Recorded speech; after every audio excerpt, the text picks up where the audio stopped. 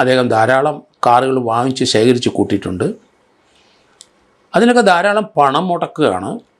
അങ്ങനെ ഒരു ലാഭം ഈ ബിസിനസ്സിൽ നിന്ന് ഉണ്ടാകുന്നുണ്ടോ? അതുകൂടാതെ അദ്ദേഹം 12ഓളം സിനിമ എടുത്തു.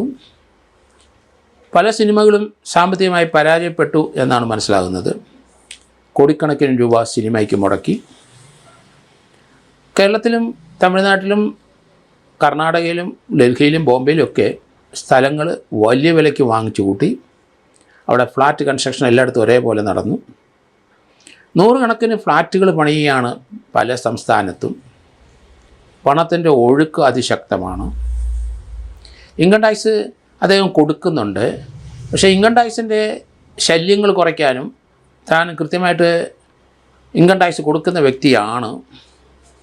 അതുകൊണ്ട് അവരുടെ നടപടികൾ സ്റ്റേ ചെയ്യണം എന്ന് പറഞ്ഞ് കർണാടക ഹൈക്കോടതി ഒരു കേസ് കൊടുത്തിരുന്നു.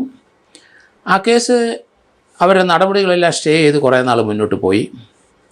ആ സ്റ്റേയുടെ കാലാവധിക്ക് തീർന്നപ്പം അവർ വീണ്ടും വന്നു. കൊച്ചി യൂണിറ്റാണ് കൂടുതൽ കാര്യങ്ങൾ അന്വേഷിക്കുന്നത്.